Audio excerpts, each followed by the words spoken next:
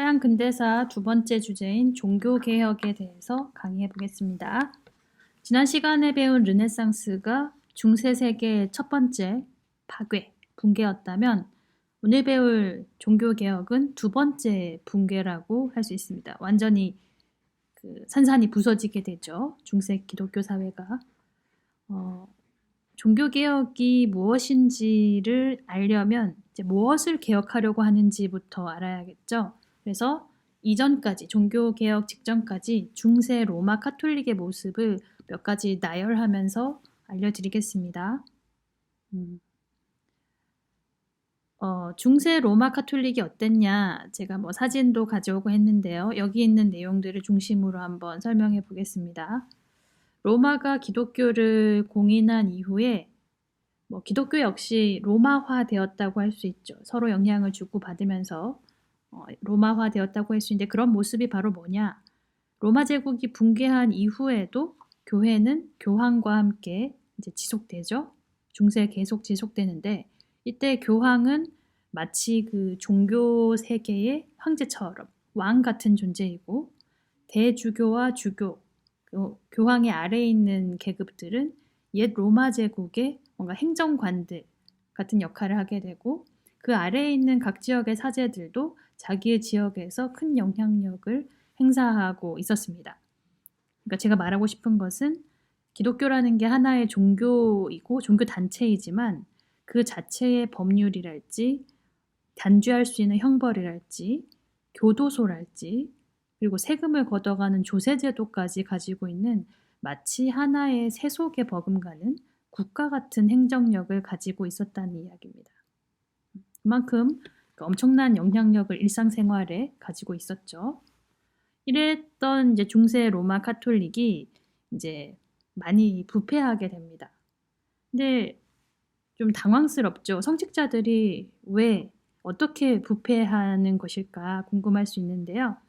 우리가 생각하고 있는 거랑 조금 다릅니다. 중세시대 대부분의 사제나 주교나 대주교 같은 사람들은 특별히 자기가 경건함이 있거나 신앙심이 굉장히 깊어서 교회에 소속된 것이 아니었습니다. 그 시절에는 교회가 가장 크고 또 가장 부유한 조직이었기 때문에 그 조직에 들어간 것이죠, 사람이. 오늘날 사람들이 공무원 조직이나 대기업이나 정계, 대학 이런 데 들어가는 것과 똑같은 이유에서 이 신성한 성직에 취임을 한 것입니다. 안정적이고 때로는 흥미로운 일을 경험할 수도 있고 고액의 급료가 따라오고 잘 살 수 있고 또 권력을 행사하기 위해서 성직자가 된 것입니다. 단순히 이제 신앙심만으로 되는 그런 것이 아니라 직업화되었다는 것이죠. 그리고 교회에 소속되면은 본인이 되게 부유해지고 또 주변의 친구, 친척들한테 뭔가 직업을 소개해 줄 기회도 확실히 많았다고 하니까 굉장한 그 권력이었죠. 하지만 성직자들이 이렇게 부패하는 것이 당연한 것은 아닙니다. 예수도 항상 그 재물의 위험성에 대해서 경고를 했던 걸로 알고 있고요. 성서의 청렴함에 대한 내용도 많습니다. 이렇게 이제 문서에 청렴하라고 남아 있는데 사제들이 부패를 하고 있잖아요. 그럼 그런 거에 대한 비판을 왜 이전까지는 안 받다가 지금 종교 개혁에 와서야 본격적으로 비판을 하고 있는 것일까요? 그게 이제 여러 가지 이유가 있습니다. 우선 그 성서에 기록이 되어 있다고 했는데요. 성서에 청렴하라고 기록이 되어 있지만 그 성서가 라틴어로만 되어 있습니다. 그래서 극히 소수의 사람만이 성서에 접근할 수 있었습니다. 그리고 우리 앞에서도 잠깐 배웠지만 성서를 해석할 권리, 성서를 해석할 처음이자 마지막 권리는 모두 교회가 가지고 있다. 이런 식으로 교회가 성서의 해석권을 독점해 왔습니다. 누군가가 교회의 가르침이나 어떤 관행 같은 것을 비판하기 위해서 성서를 이용해서 뭔가 비판한다. 그래서 교회에 피해를 끼친다. 라고 하면은 교회는 당장 그들을 이단으로 규정해서 화형에 처하곤 했었습니다. 그런 것이 이제 중세 로마 카톨릭의 상황인 거죠. 첫 번째 루터부터 보겠습니다. 루터가 어떤 식으로 종교개혁을 시작했는지, 어떤 사람인지를 한번 보도록 하죠. 실제 이것은 루터의 초상화입니다. 당시에 그려졌던. 루터는 믿음이 깊은 이 사람도 성직자입니다. 사제 출신입니다. 특히 이 사람들은 루터는 굉장히 많은 고민을 했다고 하는데요. 특히 구원에 대해서 많은 생각을 했다고 합니다. 내가 구원받기 위해서 뭘 해야 될까? 이렇게 늘 생각을 했던 것이에요. 근데 어느 날 루터가 성서를 읽다가 이분은 라틴어를 알고 있으니까 성서를 막 읽을 수 있죠. 성서에서 그 베드로의 편지 부분을 읽었다고 해요. 근데 이 바울이 이런 말을 남겼는데 그리스도에 대한 믿음이 당신을 구원할 것이다. 뭐 이런 구절이 나오나 봐요. 바울 경전에. 그래서 이걸 읽는 순간 루터가 뭔가를 탁 깨달은 것이죠. 자신의 어떤 논리를 펼쳐나갈 단서를 잡았다고 할 수 있어요.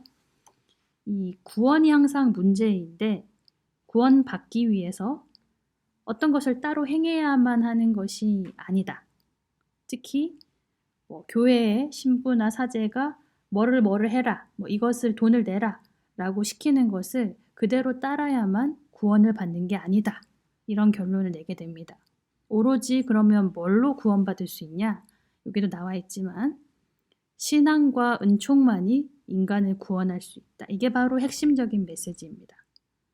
믿는 것, 믿음만이 나를 구원해 줄 수 있다는 것이 이것이 이제 지금 배우는 종교개혁의 프로테스탄트와 이전의 로마 가톨릭 교리에서 근본적으로 다른 지점입니다. 다시 한번 설명을 해볼게요. 이쪽 기존까지의 로마 가톨릭 교회는 구원을 모두 다 받고 싶어 하잖아요. 구원을 받기 위해서 그 과정의 일부로서 선행을 굉장히 강조합니다. 가톨릭은요. 그 선행이라는 건 다양할 수가 있죠. 성지순례를 떠나거나 가난한 사람들한테 기부를 하거나 이런 여러 가지 일들이 있을 겁니다. 면벌부를 사는 방법도 있을 것이고요. 근데 루터는 이걸 정면으로 비판하는 겁니다. 선행은 도움이 되지 않는다. 나쁜 건 아니지만 구원을 위한 선행은 필요 없다라고 얘기를 한 거죠. 논리는 이래요. 우리는 죄가 많고 워낙에 타락한 존재이기 때문에 우리가 어떤 선행을 하더라도 하느님을 만족시킬 수는 없다라는 겁니다. 다 그냥 믿으면 해결이 되는 문제라고 얘기를 하는 거죠. 이렇게 이제 기독교의 교리의 정면으로 반대를 하다 보니까 당연히 교황과 싸우게 됩니다. 교황은 루터의 이런 비판, 또 구원에 대한 새로운 해석 완전히 거부합니다. 루터도 이에 질세라 교황을 공개적으로 막 맹렬하게 비난합니다. 인격을 막 비난하고 그러죠. 네. 그리고 이러한 교회 비판에서 핵심되는 것은 바로 원전 성서입니다. 성서가 유일한 권위를 가지고 있다. 어떤 것이 성서에 나와 있으면 그대로 하면 되고 성서에 나와 있지 않다면 교회가 그걸 하면 안 됩니다. 네. 그래서 성서가 가장 기준이 되었기 때문에 루터가 교황과 싸운 이후에 가장 처음에 한 일이 뭔지 아세요? 바로 성서를 독일어로 번역하는 겁니다. 독일어 성경은 루터가 직접 번역을 했습니다. 그래서 모든 사람이 각자 그거를 읽고 나서 자신의 구원을 믿으면 믿음과 신앙으로서 구원받겠죠. 여기에서 중간적인 존재인 교회의 제도나 다양한 교회의 관습 같은 것은 필요가 없는 것입니다. 네. 그래서 루터의 어떤 사상, 프로테스탄트의 종교개혁이 전체적으로 다 이런 방식인데요. 성서의 기초에서 기존의 교회를 개혁하자라는 운동이 바로 종교개혁이 되겠습니다. 그리고 이제 루터가 이렇게 교황한테 반발하고 세력이 커지는데 굉장히 특정적인 계기가 된 일이 있어요. 바로 면벌부인데요. 면벌부는 이제 44페이지 학습지에 제가 글을 하나 실어놨거든요. 그것을 같이 지금 읽어보도록 하겠습니다. 시간을 드릴 테니까 좀 읽어보세요. 좀 읽어보셨나요? 네. 이 라파엘로나 미켈란젤로 같은 르네상스 화가들을 발탁하고 또 지원도 했던 교황이 율리우스 2세입니다. 이 율리우스 2세는 성 베드로 대성당을 1200년 만에 개축하는 대공사를 계획하게 되거든요. 이제 그거 하는데 돈이 많이 드니까 면벌부라는 거를 팔아서 재원을 마련하려고 했던 것이죠. 그래서 그 면벌부가 어떤 식으로 벌을 면하게 하는지 여러 가지 벌의 종류 같은 것이 자료에 적혀져 있었습니다. 보니까 이미 죽은 사람을 위한 면벌부도 존재했다고 해요. 지금 사진에 나와 있는 것이 화면에 나와 있는 것이 바로 레오 10세가 레오 10세 때 만들어진 면벌부인데요. 이렇게 생겼습니다. 그러니까 이미 죽은 사람을 위한 면벌부는 누가 살까요? 후손들이 효도하기 위해서 많이 샀을 것 같네요. 게다가 이제 루터가 있던 독일 지역은 그동안 교회의 부패에 염증을 내고 있었던 사회 분위기가 컸단 말이에요. 그래서 이 면벌부를 막 적극적으로 판매하기는 좀 난감한 상황이었다고 합니다. 근데 이 테젤이라는 사람은 열심히 이제 좀 강경하게 팔기 시작한 거죠. 그래서 여론이 안 좋아지면서 루터가 등장하게 되는 것이에요. 여기 표시되어 있는 것이 앞에서 봤던 그 동전이 달린 면벌부에 좀 크게 만들어 놓은 모습인 것 같네요. 그리고 앞에서 이렇게 동전을 쌓아놓고 면벌부를 사고 있는 장면인 것 같아요. 네, 요겁니다. 그래서 루터가 1517년에 독일의 조그마한 이제 중소도시인 비텐베르크 교회의 정문에 우리 제일 첫 화면에서 봤던 것처럼 95개조로 된 그 어떤 교회에 대한 반박문을 딱딱 붙이는 거죠. 몇 가지를 가지고 왔는데 그냥 쓱 보시면 뭐 이런 거죠.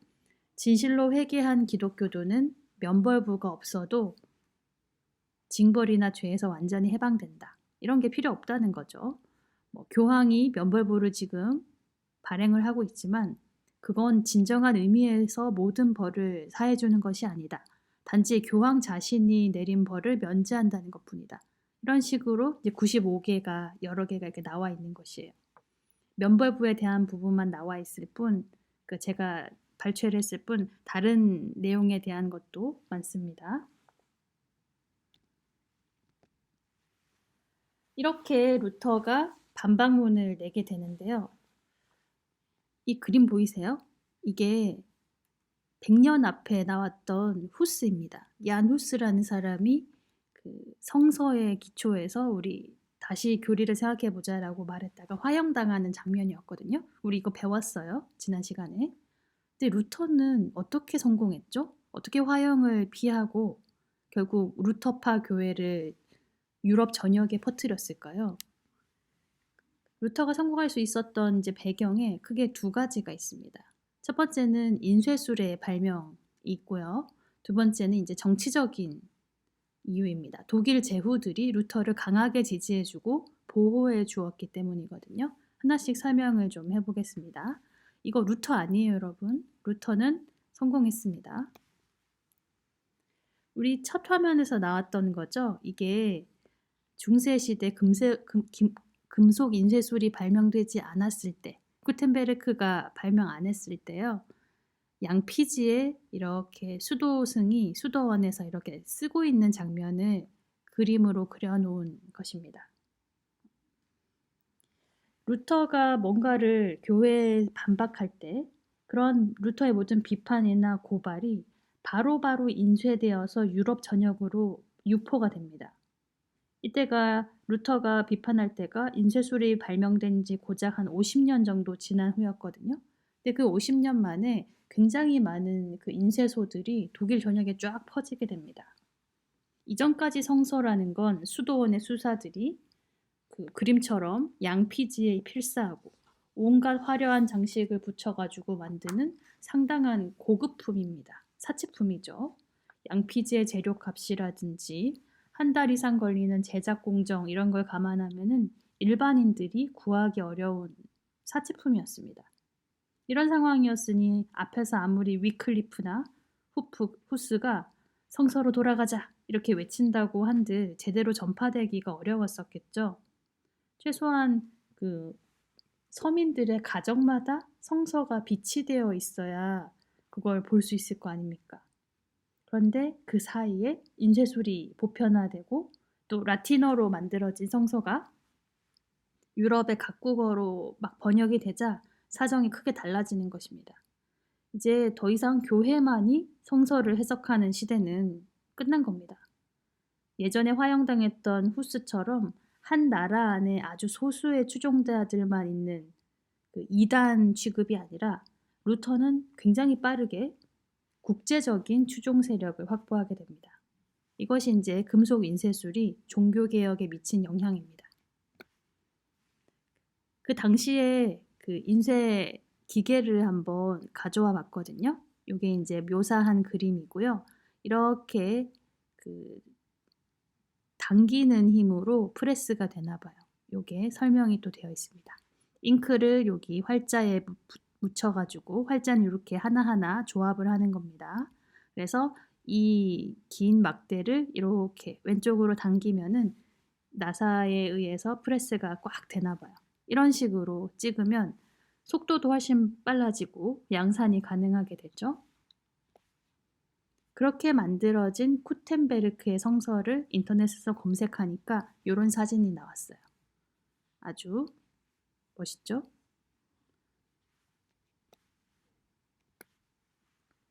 그 다음 두 번째 정치적인 이유를 좀 말씀드리겠습니다. 루터가 살아남은 또 다른 이유는 독일 제후들, 그 중에서도 뭐 작센 지역의 제후 프리드리히 이런 사람이 있는데요. 그 사람이 그 루터가 이렇게 교황을 또 공격하는 것을 굉장히 환영했기 때문입니다. 그 당시 독일은 신성 로마 제국이죠. 여기 보시면 신성 로마 제국의 바운더리가 표시되어 있고 그 안에 이제 굉장히 쪼개져 있다는 걸 알 수 있을 겁니다. 옆에 프랑스나 에스파냐를 보면 굉장히 여기는 왕국으로 통일되어 있잖아요. 그 사이에 영국도 그렇고. 근데 아직까지 신성 로마 제국은 이제 누더기 제국인 것이죠. 그리고 신성 로마 제국이니까 칼 5세라는 황제도 있었습니다. 근데 이 안에 이제 여러 제후들이 사실상 힘을 가지고 여러 제국의 집합체 상태였기 때문에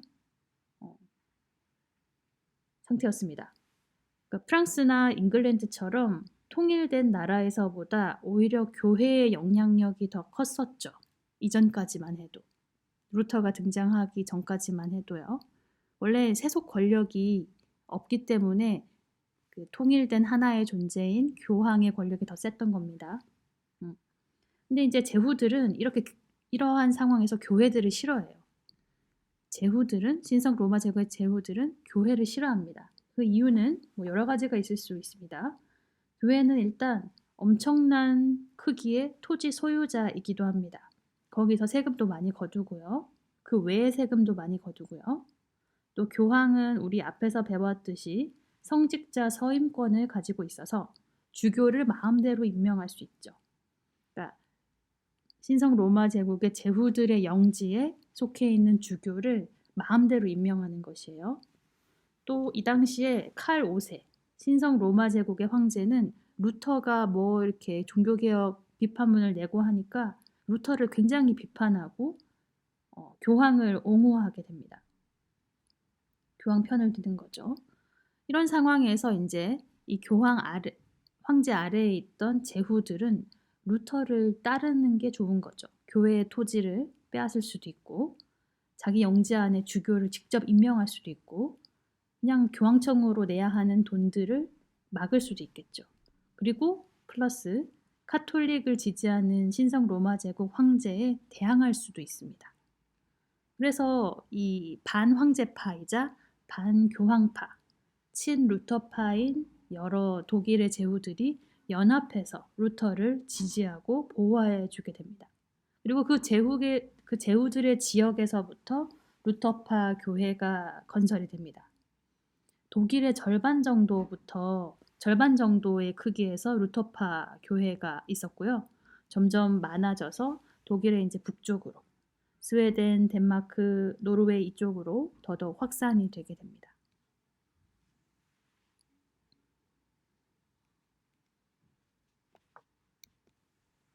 루터의 종교개혁 부분을 한번 정리해 볼까요? 금방까지 이제 배운 것이에요. 이제 아우구스 부르크화에는 이따가 또 전쟁 이후에 나올 겁니다.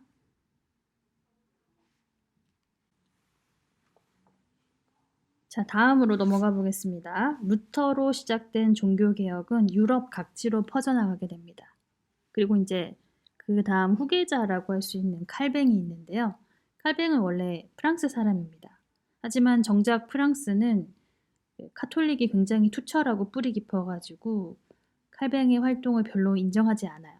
그래서 어디로 초청을 받아서 가냐면 이 루터 영향을 받아서 종교개혁에 상당한 관심을 보이고 있던 스위스 제네바로 초청되어서 그곳에서 종교개혁을 실천하게 됩니다. 그리고 나중에는 그의 개혁이 지지를 많이 얻어가지고 이 제네바의 종교 지도자이자 정치 지도자, 신정 정치를 하게 되기도 하거든요. 그래서 지금 여기 보시면 제네바의 공원에 가면은 이 종교개혁 기념 조각이라고 해서 4명의 동료와 후계자들이 함께 조각이 되어 있는데요. 여기 두 번째 인물이 바로 칼뱅입니다. 긴 수염이 인상적이죠.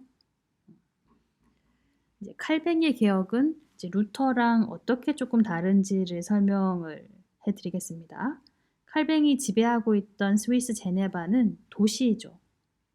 그리고 이 도시에는 당시에 이제 경제 발전에 힘입어서 영향력을 막 크게 확대하고 있던 상공업자들이 많았습니다. 나중에 우리가 부르주아라고 부르게 되는 그 사람들입니다. 돈도 굉장히 많이 벌고 있고요. 이 사람들이 이제 대다수고 이 사람들을 종교개혁에 흡수를 해야겠죠. 그 흡수하는 방법이 바로 칼뱅의 특수성이라고 할 수 있습니다. 이전까지의 카톨릭 교리에서 이 돈이라는 것, 이익이라는 것, 이런 것은 속된 것으로 나쁘게 보았습니다. 하지만 칼뱅은 이거를 조금 비틀죠. 모든 직업은 신으로부터 주어진 것이다. 그리고 그 직업에 합당한 정성을 기울여가지고 뭔가 이익을 얻으면 그 이익은 나쁜 것이 아니라 신의 은혜이다. 이런 식으로 논리를 만들어서 이익 추구를 인정하게 됩니다. 그러니까 부르주아 계급의 은행가랄지 상공업자들이 얼마나 지지를 많이 이끌어내겠어요.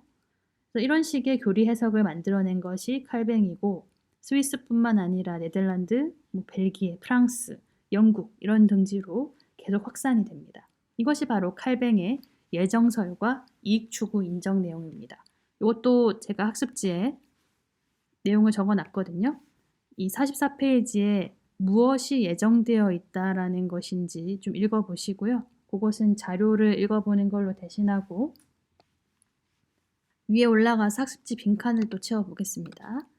칼뱅은 원래 프랑스 사람이지만 스위스 제네바에서 활동했다는 점, 그리고 그의 대표적인 그 이론은 예정설, 그리고 이러한 거에 신흥상공업자들이 크게 호응하였다, 전파되었다.